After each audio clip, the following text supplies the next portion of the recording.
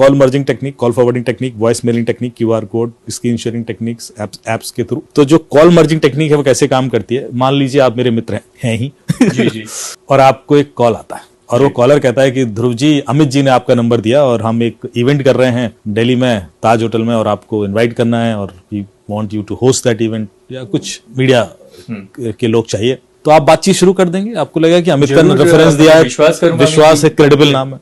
फिर वो कहेगा Dhruv ji, I think Amit is also calling you, आप एक काम कीजिए, वो कॉल मर्ज कर दीजिए, हम तीनों आपस में बात कर लेते हैं, क्योंकि हमने उनको भी इन्वाइट किया। तो आपको एक और कॉल आ रहा होगा पहले, आप कहेंगे यार ये अमित का नंबर तो नहीं है, नहीं वो उनका वीआईपी नंबर है, आप मर्ज कीजिए ना, बात करते हैं ना, अभी तुरंत क्लोज करते हैं इसको। ओके, थोड़ा सा अर्जेंसी दिखाया और आपको लगा क्या है, मर्ज कर दिया। जैसे ही आप मर्ज करेंगे आपके अकाउंट से पैसे निकल जाएंगे, या आपका व्हाट्सएप हैक हो जाएगा, या आपका फेसबुक, गूगल कुछ हैक हो जाएगा। क्यों हैक हुआ? आपने कोई ओटीपी दिया? नहीं दिया। आपने कोई लिंक क्लिक किया? नहीं। आपने कोई ऐप इंस्टॉल की? नहीं। फिर आपके पैसे क्यों निकले? फिर आपका व्हाट्सएप क्यों हैक हो सकता है? सोचिए, ये टेक्निक है बस। कैसे? मैंने आपने 2 इनकमिंग कॉल मर्ज की। यस। यही क्या? यस। चैलेंज ये था कि दोनों इनकमिंग कॉल अननोन नंबर से थी, इसमें से एक भी नंबर आपके फोन में सेव नहीं था। बिल्कुल करेक्ट। Yes. ये वाला भी अननोन था, वो भी अननोन था। यस। बस यही नहीं करना है।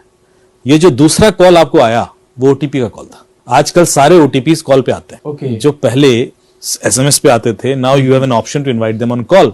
व्हाट्सएप का ओटीपी कॉल पे भी मंगा सकते हो, Yes. बैंक का ओटीपी कॉल पे मंगा सकते हो, गूगल का ओटीपी कॉल पे मंगा सकते हो, फेसबुक का ओटीपी कॉल पे मंगा सकते हो। तो जब वो क्रिमिनल आपसे बात कर रहा है, जो पहला कॉल है वो तो क्रिमिनल का है, वेरी क्लियर। उसने कहा अमित जी का कॉल आ रहा है, अमित का इस कॉल से कोई लेना देना नहीं है। तो दूसरा कॉल वो बैंक का है, वो बैंक के ओटीपी का कॉल है, आपने कॉल मर्ज कर दिया। जैसे ही आप कॉल मर्ज करोगे तो क्रिमिनल को ओटीपी सुनाई दे जाएगा। By the time you realise कि यार ये अमित क्या बोल रहा है, तब तक तो वो रेडी है ना अप्लाई करने को, कोड अप्लाई करेगा। ओके। तो आपका ओटीपी ही तोड़ाना है। बिल्कुल। उसके बाद लगता है कि आपने ओटीपी बताया नहीं, फिर भी आपके अकाउंट से पैसे निकल गए। तो एक और चीज मैं हमेशा बोलता हूं अपने अवेयरनेस सेशन में, कि जितने भी आपने poster banner cyber safety awareness के देखे होंगे, उसमें लिखा होता है अपना ओटीपी मत दीजिए, ओटीपी मत दीजिए। आज सुबह से सुने जा रहा हूं मैं। बिल्कुल सर। रेडियो पे भी ये चिल्लाते रहते हैं। एक्चुअली कोई कभी ओटीपी देता ही नहीं है। अभी आप कितने भी केसेस देख लीजिए, कभी ऐसा हुआ कि आपसे कहा हुआ कि ध्रुव जी अपना ओटीपी बताइए, हाँ लीजिए ना, ये लिख लीजिए। अच्छा वो अपना पासवर्ड भी तो बता दीजिए, हाँ पासवर्ड भी लिख लीजिए। ऐसा होता है क्या कभी? नॉर्मली क्या अपना पासवर्ड मत दीजिए, ओटीपी कोई नहीं देता। 99.99% लोग नहीं देते। बहुत ही रेयर होगा जो शायद दे भी दे। ओटीपी एक तरीके से निकाला जाता है, एक कहानी होती है उसके पीछे, और वो कहानी जब तक लोगों को पता नहीं होगी, और वो कहानी सुनना चाहूंगा सर। वो तो निकलता रहेगा। जी बताइए। तो एक बड़ी इंटरेस्टिंग और ओटीपी निकालने की कहानी बताता हूं। मेरे एक मित्र हैं, वो यूएस से आए हुए थे, यूएस में ही कंपनी में काम करते हैं। लखनऊ में थे, अपनी माता जी को थोड़ा सा तीर्थाटन करा रहे थे, वो घुमा रहे थे।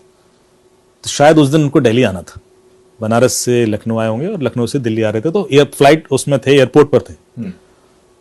तो उनकी माता जी थोड़ी सी थकान फील कर रही थी और फिर उसके बाद दिल्ली से शायद वापस यूएस का कोई फ्लाइट था उनका। तो उन्होंने सोचा कि दिल्ली जब लैंड करेंगे उसके बाद जो उनका ड्यूरेशन है अगली फ्लाइट का, वो 6-7-8 घंटे का है, तो उस दौरान एयरपोर्ट के पास कोई होटल ले लेते हैं, वहां रेस्ट कर लेंगे। तो वो गूगल पे उन्होंने सर्च किया दिल्ली एयरपोर्ट के आसपास कोई होटल, तो उनको एक नंबर मिल गया लेमन ट्री का। अच्छा। तो उन्होंने तुरंत कॉल लगा दिया, आप लेमन ट्री से बोल रहे हैं? हाँ जी लेमन ट्री से बोल रहे हैं। वो एक अभी मैं लैंड करने वाला हूँ 2 घंटे बाद, तो आप एक रूम बुक कर दीजिए, हिसाब कर देंगे। क्या चार्जेस? बताए इतने चार्जेस। बोले यार हमें तो 4 घंटे के लिए चाहिए, आप थोड़ा सा कंसेशन दे दीजिए। बोले सर वो तो अप्रूवल लेना पड़ेगा और ऐसा वैसा, प्लीज प्लीज प्लीज। फिर थोड़ा ड्रामा किया उसने, हाँ साहब अप्रूवल ले लिया हमने, 1800 रुपये में आपको 4 घंटे के लिए दे देंगे। वेरी गुड यार, मतलब हाँ, मतलब एक अच्छा होटल आपको 4 घंटे की थोड़ा डिस्काउंट दे दिया उसने। तो बोला ठीक है सर आप कर दीजिए बुक। तो बोले आप पेमेंट कर दीजिए। तो बोले आप अपना कार्ड डिटेल दीजिए। कार्ड डिटेल में कैसे दे दूं? बोले अरे मैं आपसे ओटीपी थोड़ी ना मांग रहा हूं, मैं आपसे कार्ड डिटेल मांग रहा हूं, ओटीपी मत बताना। हाँ पॉइंट। उसने कार्ड डिटेल दे दिए, उसने कार्ड डिटेल भरे। उसने कहा सर वो 1600 रुपये का मैंने ओटीपी भेजा है, आप देख लीजिए ओटीपी आया होगा। तो उन्होंने देखा 1600 रुपये का ओटीपी आया था। उन्होंने कहा ये लीजिए। उसने ओटीपी डाला, 1600 रुपये चले गए। अब वो बंदा बोला ठीक है मुझे बुकिंग नंबर दे दीजिए। बोले सर वो पेमेंट रिफ्लेक्ट नहीं कर रहा है आप। ओके। कह रहा ऐसे कैसे हो सकता है, हमारे 1600 रुपये कट दिए। हमारे अकाउंट से निकल गया, एसएमएस आ गया। बोले पता नहीं सर यहाँ रिफ्लेक्ट नहीं कर रहा है, हमारे अकाउंट में आया नहीं अभी तक। तो थोड़ा बहस होने लगी, यार मैं तो निकल गया और मैं तो ऐसा है, और इतने में वो बोर्डिंग अनाउंस हो रही है कि फ्लाइट का, क्योंकि वो टाइमिंग ऐसा है। तो उनको लग रहा है यार क्लोज हो जाए मैटर तो पहुंचू वहां पे तो क्लियरिटी हो जाए, वरना फिर वही ड्रामा। तो बोलते हैं नहीं नहीं सर वो आया नहीं है पैसा, और अभी मैं कैसे रेफरेंस नंबर दे दूं, और तो जब तक आएगा नहीं कर सकता। एक काम कीजिए सर, आप ना मुझे अपना जो आपके अकाउंट से पैसे निकले हैं, बोले हाँ, तो उसका स्क्रीनशॉट भेज दीजिए तो मुझे कंफर्मेशन आ जाएगी। बोले हाँ कोई दिक्कत नहीं। उसने स्क्रीनशॉट लिया, भेज दिया। अभी देखिए साइकोलॉजिकल गेम देखना, जो स्क्रीनशॉट भेजना आपके दिमाग में फीड करना था उसका पर्पस, कि आपको लगे कि स्क्रीनशॉट भेजने से कोई दिक्कत नहीं होती। तो आपने स्क्रीनशॉट लिया, भेज दिया, और वो उसने देखा। अब उसका रिएक्शन था, अरे सर यू आर राइट, 1600 रुपए दिए आपने, आपके तो अकाउंट से निकले, अब तो यू एब्सोल्युटली राइट सर। मतलब कितना इमोशनल, अब आप देखिए हाँ, पूरा हर चीज नोटिस कीजिएगा। तो फिर मेरे अकाउंट में क्यों नहीं दिख रहा है, मतलब कहीं गड़बड़ है सर। आप एक काम कीजिए, हो जाता है कई बार सर ऐसा, आप 1 रुपए और ट्रांसफर कीजिए, क्योंकि कई बार क्या होता है वो पिछला वाला ना क्यू में अटक जाता है, तो 1 रुपए जब निकलेगा तो ये वाला भी एसएमएस आ जाएगा।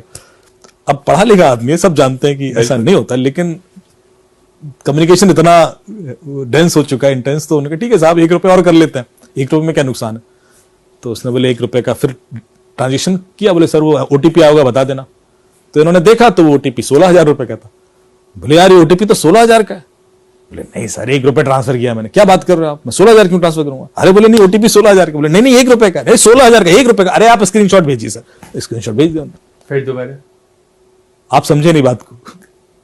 पहली बार जब स्क्रीनशॉट भेजा था तो उसमें ओटीपी नहीं था, अब जो स्क्रीनशॉट भेज रहे हो उसमें तो ओटीपी है।